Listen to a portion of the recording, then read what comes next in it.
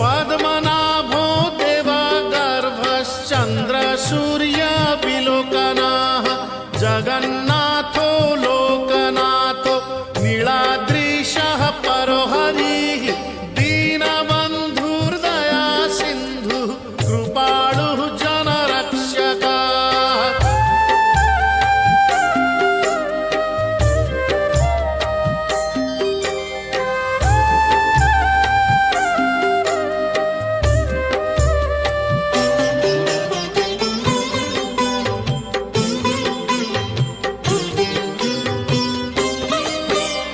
कम्बुपाणिः चक्रपाणिः पद्म